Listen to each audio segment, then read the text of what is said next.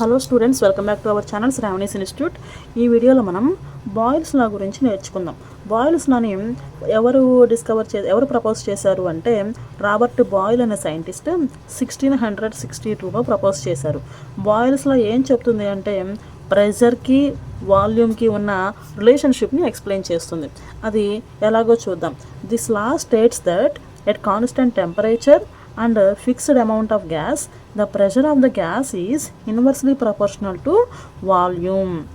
Constant temperature దగ్గర అట్లాగే fixed amount of అంటే కాన్స్టెంట్ అమౌంట్ ఆఫ్ గ్యాస్ దగ్గర ఆ గ్యాస్ యొక్క ప్రెషర్ అనేది దాని యొక్క వాల్యూమ్కి ఇన్వర్స్లీ ప్రపోర్షనల్గా ఉంటుంది.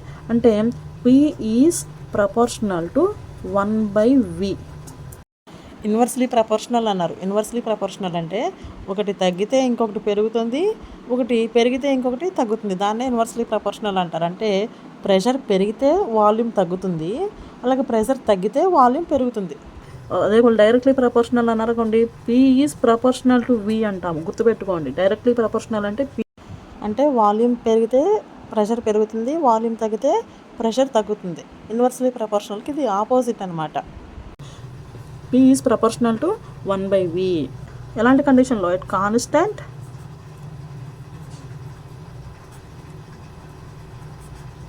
T and N.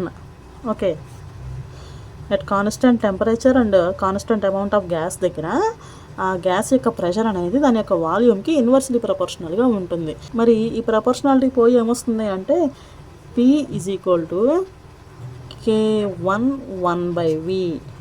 K1 అంటే ఏంటంటే ప్రపోర్షనాలిటీ కాన్స్టెంట్.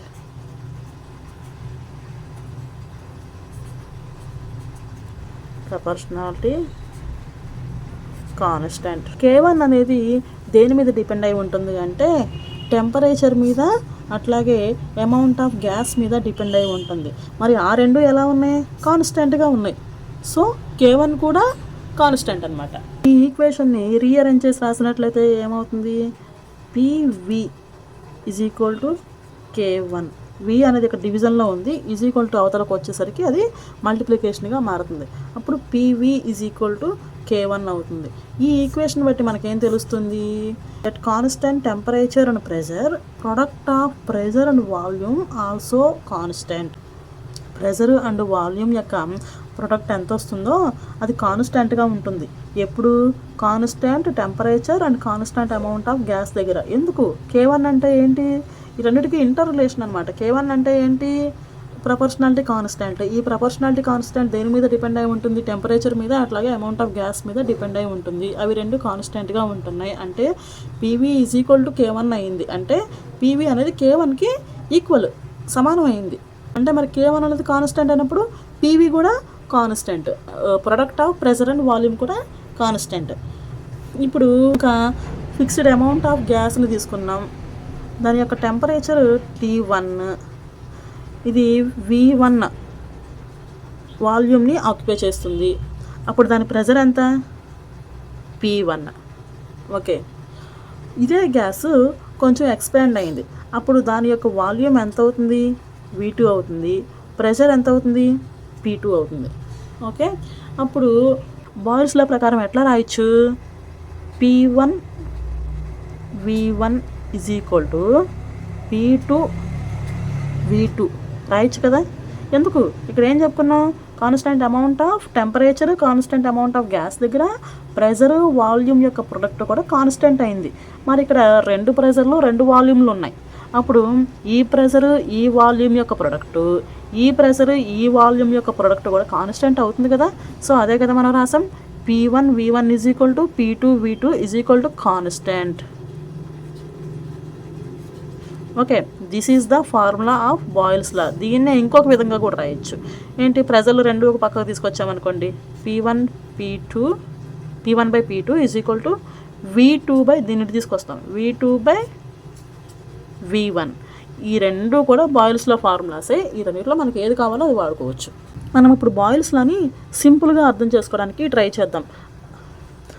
అది ఎట్లా అంటే, ఫర్ సపోజ్ ఒక బెలూన్ తీసుకున్నాం అనుకోండి, ఒక ఊది ఉన్న బెలూన్ తీసుకుని దాన్ని ఇట్లా గట్టిగా నొక్కిపెట్టినప్పుడు ఏమైంది అంటే, నొక్కిపెట్టామంటే ఏంటి? పైనుంచి మనం ప్రెషర్ని పెంచినప్పుడు లోపల వాల్యూమ్ అనేది తగ్గుతుంది కదా.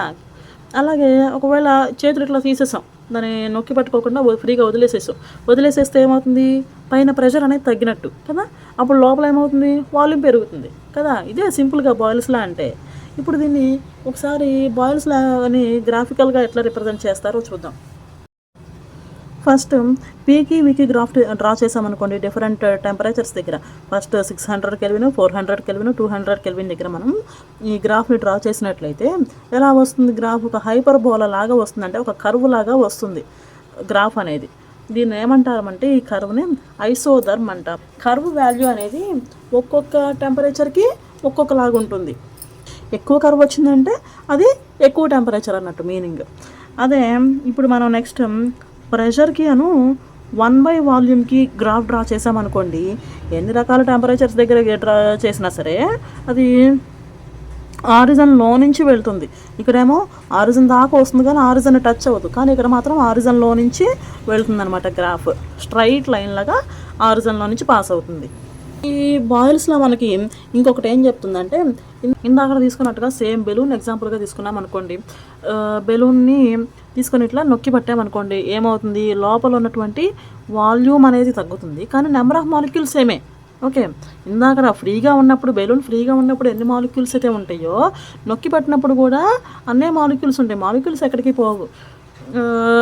ఇంకా లోపల ఉన్నటువంటి వాల్యూమ్ తగ్గుతుంది కాబట్టి మాలిక్యూల్స్ అనేవి దగ్గరగా వచ్చేసి ఉంటాయి ఒకదానికొకటి దగ్గరగా వచ్చినాయి. అంటే ఏంటి, దాని యొక్క డెన్సిటీ పెరిగినట్టు. ఓకే, డెన్సిటీ పెరుగుతుంది. ఎప్పుడు ప్రెషర్ పెరిగితే డెన్సిటీ అనేది పెరుగుతుంది. దీన్ని బట్టి మనకి బాయిల్స్ లా ద్వారా ఇంకొక రిలేషన్ కూడా వస్తుంది. ఏంటది, డెన్సిటీకి వాల్యూమ్కి రిలేషన్ అనేది వస్తుంది. ఎట్లాగా, డెన్సిటీ D = m/v. దీన్ని బట్టి మనకి ఏం తెలుస్తుంది, వాల్యూమ్ అనేది డెన్సిటీకి ఇన్వర్స్లీ ప్రపోర్షనల్గా ఉంది. వాల్యూమ్ అనేది తగ్గితే డెన్సిటీ పెరుగుతుంది, వాల్యూమ్ అనేది పెరిగితే డెన్సిటీ అనేది తగ్గుతుంది. మరి ప్రెషర్ ఎలా ఉంటుంది, డెన్సిటీకి డైరెక్ట్లీ ప్రపోర్షనల్గా ఉంటుంది. ఎందుకు, ఇట్లా నొక్కామనుకోండి బెలూన్ని, వాల్యూమ్ తగ్గుతుంది. వాల్యూమ్ తగ్గినప్పుడు ఏమవుతుంది, లోపల ప్రెషర్ అనేది పెరుగుతుంది. ప్రెషర్ పెరిగితేనే కదా డెన్సిటీ కూడా పెరుగుతుంది. ప్రెషర్ పెరిగితే డెన్సిటీ పెరుగుతుంది, ప్రెషర్ తగ్గితే డెన్సిటీ తగ్గుతుంది. ఎప్పుడు, కాన్స్టెంట్ టెంపరేచర్, అట్లాగే కాన్స్టెంట్ అమౌంట్ ఆఫ్ గ్యాస్ దగ్గర. బాయిల్స్లోకి మనం రియల్ లైఫ్ ఎగ్జాంపుల్స్ కొన్ని చూద్దాం.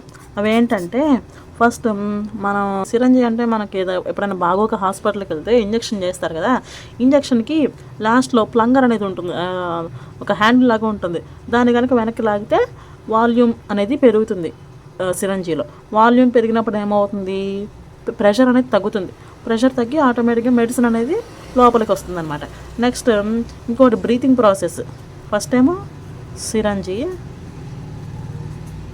2 బ్రీతింగ్ ప్రాసెస్ ఎలా జరుగుతుందంటే, మనం శ్వాస తీసుకోవడం ఎట్లా తీసుకుంటున్నాం, ఫస్ట్ లంగ్స్ అనేవి ఎక్స్పాండ్ అవుతున్నాయి. లంగ్స్ ఎక్స్పాండ్ అవ్వడం వల్ల లోపల వాల్యూమ్ అనేది పెరుగుతుంది. వాల్యూమ్ పెరిగినప్పుడు ఏమవుతుంది, ఆటోమేటిక్గా ప్రెషర్ అనేది తగ్గుతుంది. ప్రెషర్ తగ్గినప్పుడు తగ్గిన ప్రెషర్ని ఫుల్ చేయడానికి ఏమవుతుంది, ఎయిర్ లోపలికి వస్తుంది అనమాట, బయట నుంచి లోపలికి వస్తుంది. These are the real life examples for Boyle's law. అయితే బాయిల్స్ లాకి ఒక చిన్న లిమిటేషన్ ఉంది. అదేంటంటే హై ప్రెషర్లో ఇది వర్క్ అవ్వదు, ఫెయిల్ అవుతూ ఉంటుంది. ఇది ఒక లిమిటేషన్ అనమాట. So this is about boils law. Next వీడియోలో మనం బాయిల్స్ లా మీద కొన్ని ప్రాబ్లమ్స్ సాల్వ్ చేద్దాం. ఈ వీడియో కనుక మీకు నచ్చినట్లయితే వీడియో లైక్ చేయండి, షేర్ చేయండి, అట్లాగే మన ఛానల్ని సబ్స్క్రైబ్ చేసుకోండి. Thank you for watching.